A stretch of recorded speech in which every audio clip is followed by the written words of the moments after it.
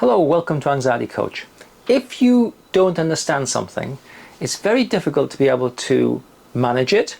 It's very difficult to be able to fix it. It's very difficult to understand what's going on with it. Anxiety can be a bit like that. Anxiety can be difficult to understand. It can be hard to understand why you struggle with anxiety. It's difficult to understand what anxiety is, and therefore it's very difficult to manage it. And I would actually say managing anxiety is not a very good strategy. It's very difficult, or it can be very difficult, to get rid of anxiety, to move anxiety out of your life. Now, it might be hard to believe, but here is a statement of fact. You don't need to have anxiety in your life. Anxiety is a mistake made by your brain, and at Anxiety Coach, I'm here to teach you how to be anxiety free. Starting in 2025, Anxiety Coach is here to teach you what anxiety is, how to change the brain processes, and I'm going to call these the 5 doors to anxiety. Change the 5 doors so that you don't need to go through them every day, and therefore you don't need to be anxious. Now, I'm calling this video, What is Anxiety? The 5 Doors. I have been in clinical practice for 30 years, and I have worked with in excess of 1,000 people, many of them with anxiety, and I've treated anxiety, depression, PTSD, OCD, generalized anxiety, so many other things. And I have synthesized the 5 fundamentals, and I'm calling these the 5 doors, that you have to go through to generate anxiety, to bring anxiety into your life. And I'm going to share those with you today. There's also a download that goes with this video. You'll find that in the description. Download it and it gives you more information, but it also gives you 2 exercises to do that will help you to go through the doors, or retrace your steps back to the doors, and therefore start to eliminate anxiety from your life. So before we get to the 5 doors, there are a couple of fundamentals that we need to understand. The first one is this: anxiety is a mistake made by your brain. So let me explain what I mean by that. Let's go back, let's say 1,000,000 years, okay? Your ancestors did not have language and they did not have imagination. So in essence, they're very connected to the external world. And so if one of your ancestors felt fear, they would be immediately looking to see what the threat was. And if it was like no threat, right, oh, it's just the shape of some branches, then that's fine, you know, there's no harm. But if there is a threat, then they can orient themselves, they can do the fight or flight system can kick in, and they can manage the threat. So basically I'm saying that your ancestors were entirely calibrated to the external world. Therefore, their emotions of fear were attached to the external world. Now, we, as a general principle in the modern world, I mean, I know people have some difficult times, but we don't have external threats. We don't have tigers and lions. We don't have people, you know, trying to kill us every which way. I mean, we don't have to scrabble around for food. I appreciate that some people have difficult lives, but generally, the external world is not our threat. But we have language and we have imagination. And now, our threats are generated in imagination. So anxiety is basically the feeling or the emotion of fear without a threat. Now you might say, well, you know, it's because of this or because of that. Well, that's fine. That's worry. That's what's called a post hoc analysis, right? Anxiety is a mistake made by your brain. Your brain is generating the fight or flight system designed to deal with external threats, and now it's activating that fight or flight system to deal with imaginary threats, things that actually, to a vast degree, do not come true. So anxiety is a mistake because it's activating the survival system for an imaginary or brain created threat. It's important that we recognize that, because again, you know, I've worked with many people, and people will tell me their understanding, their explanation. I can't drive because it's dangerous. I can't fly because it's dangerous. You know, relationships make me anxious. I'm anxious at work. You know, I have to do university exams and they make me anxious. Well, these are not actually external reality threats. I mean, you know, as a driver, it's a pretty safe thing to do. As a passenger on a plane, it's a pretty safe thing to do. And having to do an essay or an exam doesn't necessarily have to be a threatening situation, but what's happening is that our brain is making a mistake. It's generating the fight or flight, and then we're kind of trying to figure out why that's happening. Like, where's the threat? Oh, it's because I've got to do an exam, or because I'm having some relationship difficulties, or because someone speaks to me a bit unfairly or harshly. So anxiety is a mistake made by your brain. Once we recognize that, our job is to stop your brain from making the mistake. Now, how we do that is a process, and it's exquisitely tied to the 5 doors that I'm going to be talking about in a moment. The second fundamental point, and it's important, and this might be a bit controversial to some people. For some people it'll be life-changing, for some people it'll be like, well, what does he know? Your brain creates your anxiety. Your brain creates all of your anxiety. For that matter, your brain creates all of your stress, all of your depression. Your brain creates every psychological problem that you might experience, or anyone might experience. Actually, your brain creates it, which is good news, because if your brain creates it, we can teach your brain to stop creating it. Now, you might say, well, that doesn't make any sense. Why does my brain make me anxious? I'm not happy to be anxious. I don't want to have this. Yeah, okay. So your brain focuses, well, your brain, I think, tries to give you, and I don't like that, I've never found a form of words that really works well. Your brain tries to give you what your brain judges you want. Now, how does your brain judge what you want? Well, fundamentally, it judges what you want by how much attention you put on it. Now, attention is a very limited resource, actually, and it's very valuable, because whatever you put your attention on, that's basically what enters your consciousness. That's basically what's in your mind. And you know, the testament that attention is such a valuable commodity is because all of the large multinationals, YouTube, Facebook, Meta, you know, X, Twitter, they all want your attention, and they'll do anything they can to capture your attention and keep your attention, because if they have your attention, they then can, well, they can sell it, but also they can tell you what to think, and they can tell you what to do. Your attention has value. Now, your attention has value for your brain, because whatever you put your attention on, your brain's likely to give you more of. How does this relate to anxiety? Well, how much of your time do you spend worrying? How much of your time do you spend managing anxiety? How much of your time do you spend avoiding things, thinking about things, chewing on anxiety-related issues? Well, far more than you would want to do. But the point is this: the more attention you give to worry, to catastrophizing, to anxiety, the more attention you give to it, the more your brain kind of estimates that you want this, because you're giving the valuable commodity of attention to something. Therefore, your brain assumes that you want more of it, and so it gives you more of it. And so what we have to do is we have to, well, in practice, actually, if I was working with someone, if we were able to starve the brain, if we were able to starve anxiety of attention for about a couple of weeks, it fundamentally, you know, your brain will stop giving you anxiety. So,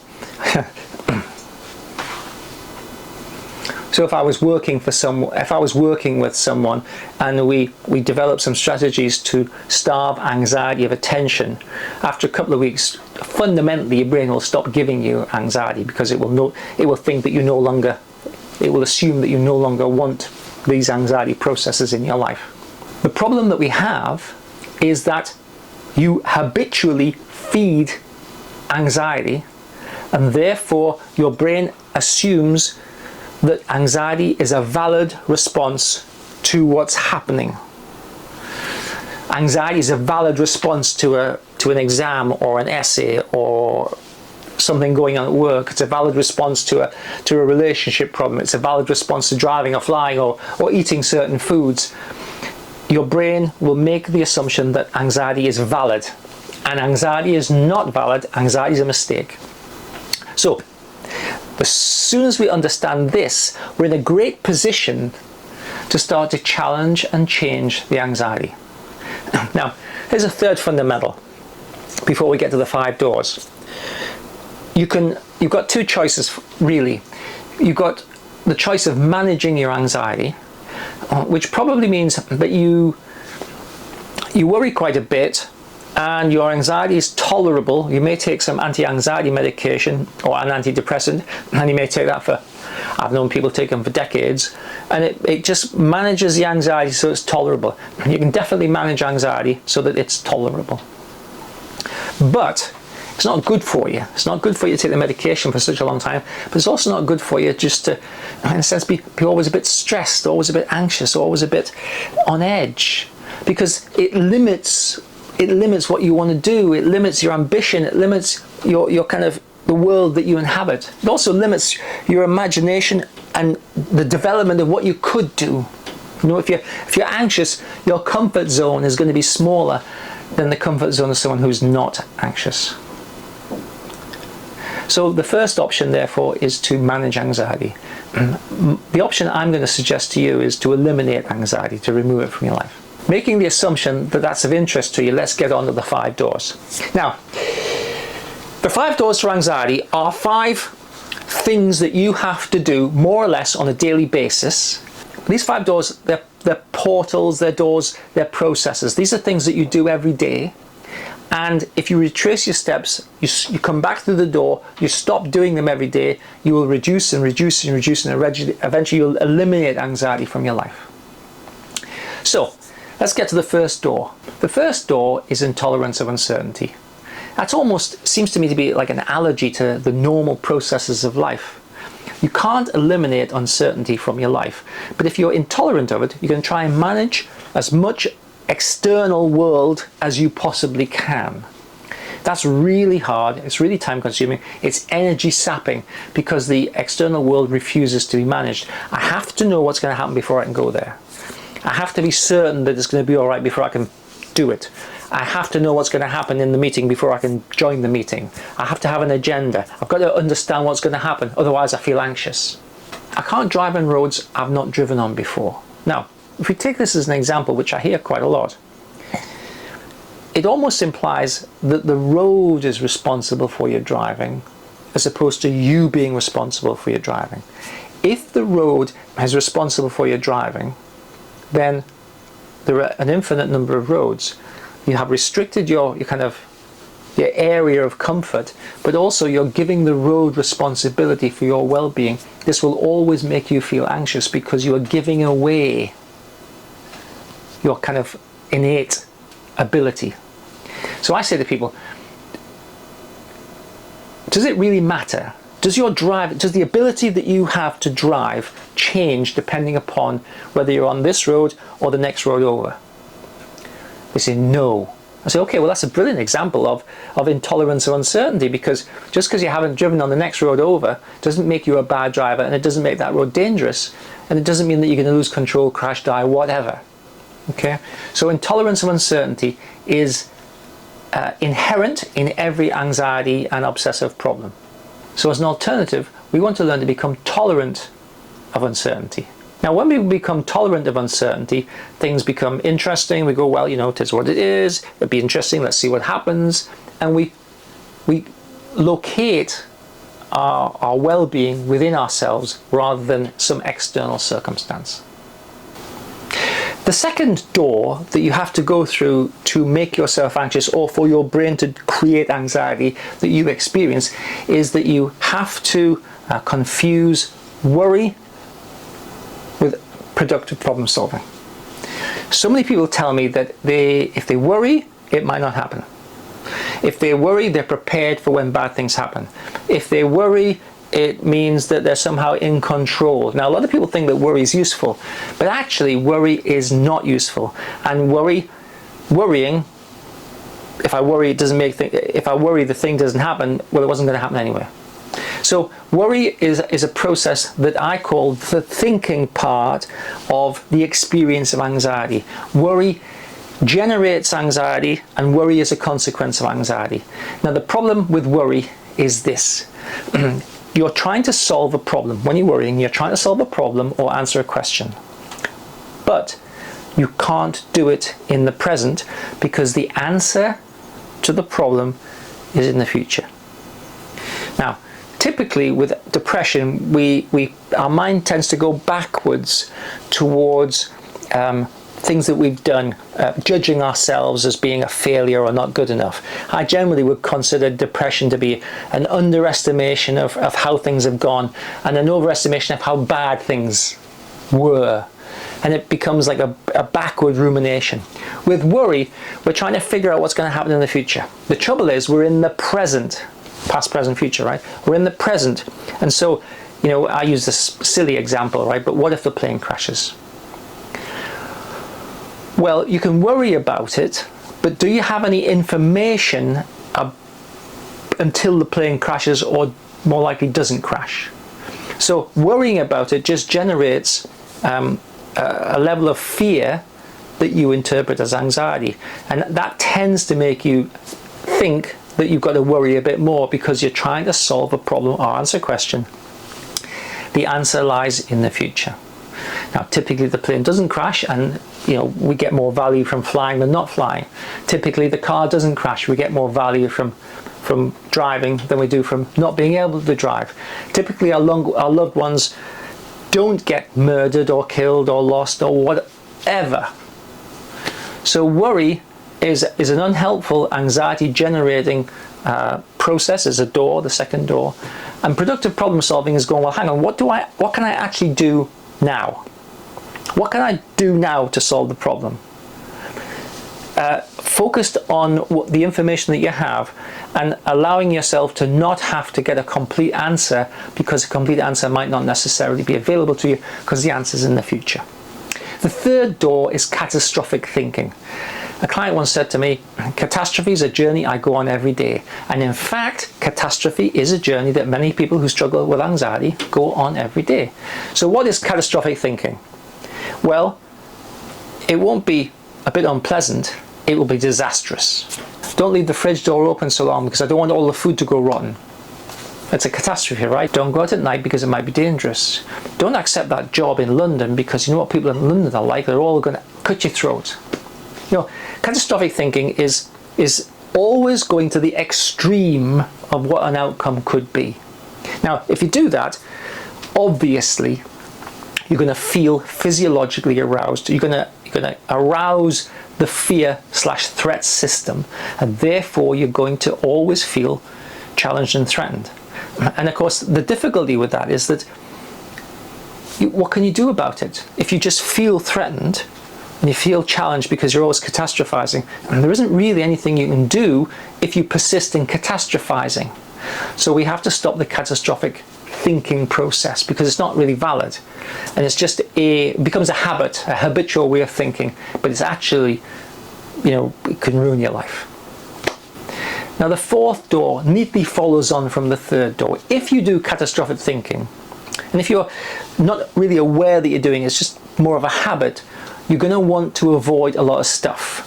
You're going to want to avoid doing the things that you think could end up as catastrophes. You're going to want to avoid anything which is challenging. You're going to want to avoid actually things which are uncertain. You're going to want to avoid things that you can catastrophize about. You want to avoid things that you're going to worry about and you can't get a satisfactory answer.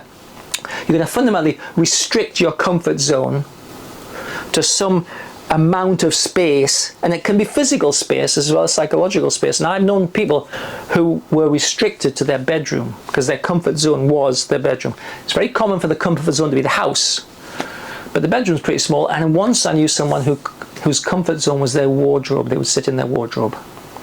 So if you avoid, you're basically telling your brain that avoidance is a sensible strategy because it's keeping you safe. and therefore you're giving a lot of attention to avoidance and the value of avoidance, and therefore you're perpetuating that anxiety process. You're keeping that door open and you're going through it every single day. And if you go through the door of avoidance every day, you're just going to end up avoiding more and more and more until you reach some point at which you can't really function and still avoid stuff. And that's the point at which you go, well, yeah, I struggle with anxiety, but I just about manage. So the fourth door is avoiding stuff. The fifth door is confusing psychological problems with physical symptoms. Now, if you worry, catastrophize, all that kind of stuff, you're going to arouse your physiology. So you're going to activate the fight or flight system. That's going to cause all sorts of knock-on consequences with stomach, bowel, breathing, all sorts of things. And if you have any experience of panic, and then you know that the panic symptoms are, incredibly intense. And I have spoken to maybe even hundreds of people who said, my first panic attack, I thought I was going to die. I thought I was going to have a heart attack. I've been to the hospital a number of times to have my heart checked, and it's absolutely fine. Your anxiety, your brain can generate such powerful symptoms of anxiety that you could genuinely think you're dying. And so a lot of people interpret their physical symptoms as being a sign that there's something physically wrong with them, as opposed to their physical symptoms being generated by anxiety. Quite a lot of people who have their first panic attack will assume they're having a heart attack, and turns out that their heart's absolutely fine and it's panic. And sometimes it can be really hard to believe that panic creates, such powerful physical symptoms.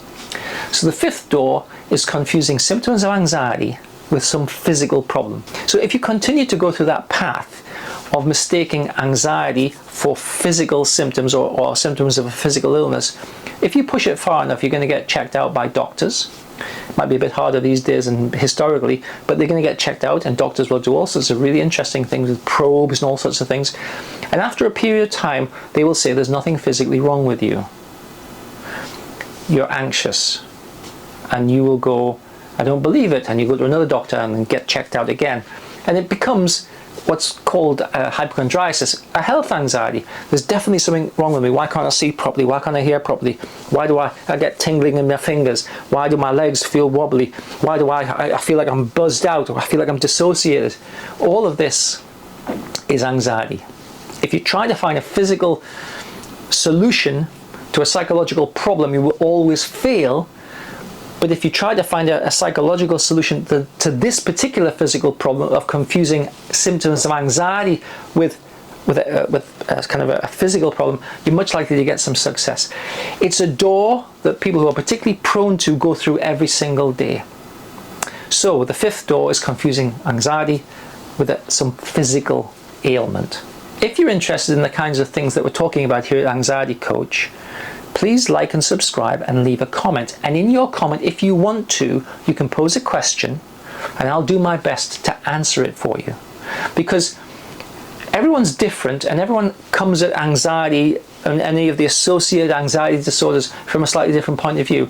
And if you have a question, it's very likely that someone else will have a similar question, and so they'll get the benefit of you asking the question and me answering it. So these are the 5 doors to anxiety. And what we have to do is to stop going through the door every day. Now there's a download associated with this video. In the download you'll find 2 exercises. The first exercise is basically paying attention for a week to which doors you go through. It's likely that you go through most of them, but you might not go through this one or that one. That's fine, it's worth knowing. But because anxiety is as much habit as anything else, it's worth bringing the habit into awareness, because if a habit persists out of awareness, then the habit just carries on doing what it does. So the first exercise is you recognizing which of the doors you go through. The second exercise is one I developed some years ago, and it's to deal with catastrophic thinking and negative thinking, because that's such a common door. And if you can retrace your steps through the catastrophic / negative thinking door, then that's a big win. Because everybody who's anxious, and I mean invariably, everyone who's anxious underestimates their ability to some degree in some area. Now underestimate means that they can do it but they don't think they can. And I am this, but I think I'm that. I can do this, but I can't do as much as I would like to be able to do. Everybody underestimates themselves, and it's really good to be accurate about yourself as much as possible. So I hope you found What is Anxiety? The 5 Doors interesting, and I hope you're going to engage with removing anxiety from your life in 2025. Thanks for taking the time to watch and listen.